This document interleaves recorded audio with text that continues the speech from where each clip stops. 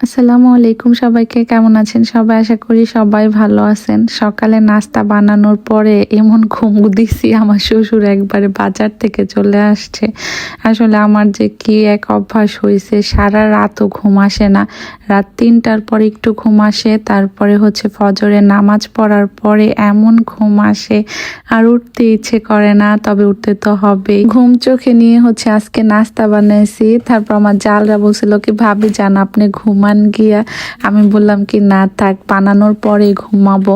তারপরে নাস্তা বানানোর পর সোফায় নিচে ঘুমাই গেছিলাম। আব্বা বাজার পাঠানোর পর আমার ছোট যা ডাকতেছে আমাকে, ভাবি ভিডিও করবেন নাকি? আব্বা তো বাজার নিয়ে আসছে। তারপরে লাফ দিয়ে উঠছি, উঠা দেখি যে 10টা বেজে গেছে। তারপরে হচ্ছে নাস্তাও করি নাই, মাছ কাটতে বসছি। আমার জাল আর আমি মাছ কাটতেছি, এখানে ছোট জাল আর আমি মাছ কাটতেছি। আর আমার মেঝো জাল আমার শাশুড়ি হচ্ছে শাক বাছতেছে। কালকের ভিডিওতে আমি বলছিলাম যে কলই শাক, তো ওইটাকে অনেকে বলছে ওইটা নাকি কলই শাক না, তবে আমরা ওই শাকটাকে কলই শাকই বলি, আর এইটাকে হচ্ছে ছোট কলই শাক বলি।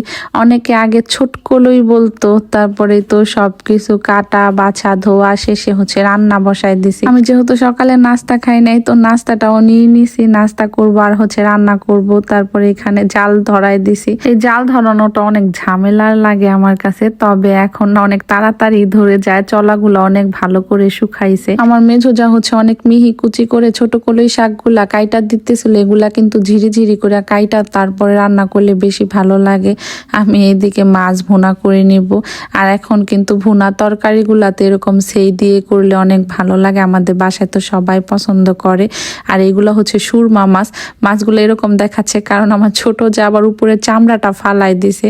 ওদের বরিশালে নাকি এই মাছের চামড়া ফালায় তারপরে রান্না করে। আর শীতের দিন আসলে আমরা যেই টমেটো চাটনি খাই, এবার ফার্স্ট টমেটো চাটনি করতেছি। শীত তো প্রায় শেষই হয়ে গেল, সৌদি আরব থাকতেই তো শীত চলে গেছে।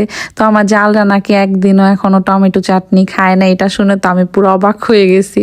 আর এইদিকে রাতের বেলা হচ্ছে মাছইরা রান্না করবে কাজির চাল দিয়ে, এর জন্য আমার ছোট যা কাজির চালগুলা বাইটা নিতেছে। আর কাজির চালের ছইরা আমি খাইতে চাইছিলাম।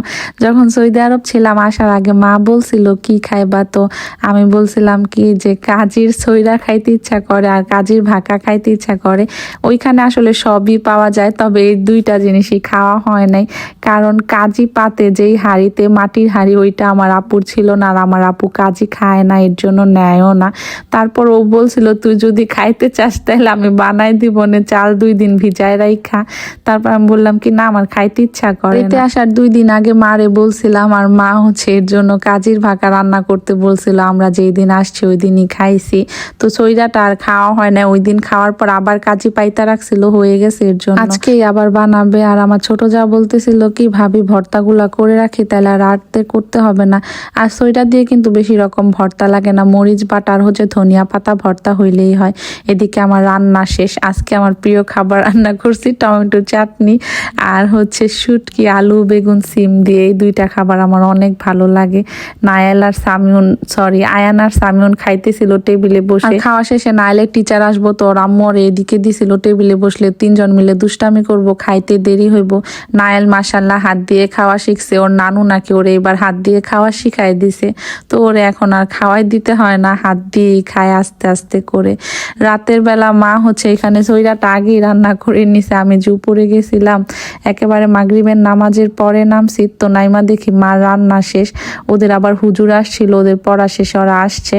তো মা বলতেছে চলো এবার সবাই মিলে খাইয়া নি। অনেকে আমাকে কমেন্ট করেন কাজির চালের এগুলা খাইতে দেখে যে এগুলা গন্ধ লাগে, তারপরে হচ্ছে খাওয়া হারাম, ভালো না, এগুলা গন্ধ লাগে। আমি এর আগেও বলছি যারা খাইতে পারে না তাদের কাছে, তবে আমরা যেহেতু খাইতে পারি আমাদের কাছে তো মিষ্টি মিষ্টি গ্রান লাগে, আর এটা একটু টক মিষ্টি লাগে, তো অনেক মজাই লাগে। আর যারা বলছিলেন যে কাজি খাওয়া হারাম, তাদের জন্য বলি না জেনে কখনোই কোনো কিছু বলা ঠিক না। কাজির চাল হচ্ছে 3 দিন রেখে তারপরে খাইতে হয়, অনেকে 7 দিন রেখে খায়, তবে ওটা খাওয়া ঠিক না। চালটা 3 দিন রাখার পরে খাইলে ওটাতে কোনো সমস্যাই নাই। কি যে মজা লাগতেছিল, যারা এটা খায় শুধুমাত্র তারাই জানে। অনেকে আমারে যাও ট্রাই করতে বলছিলেন, তবে ওইটা আমি কখনোই খাইতে পারবো না, কারণ আমি যাও খাইতে পারি না, আমার কাছে কেমন জানি লাগে। তো আজ এ পর্যন্তই, কথা হবে অন্য কোনো ভিডিওতে। সবাই ভালো থাকবেন, আল্লাহ হাফেজ, আসসালামু আলাইকুম।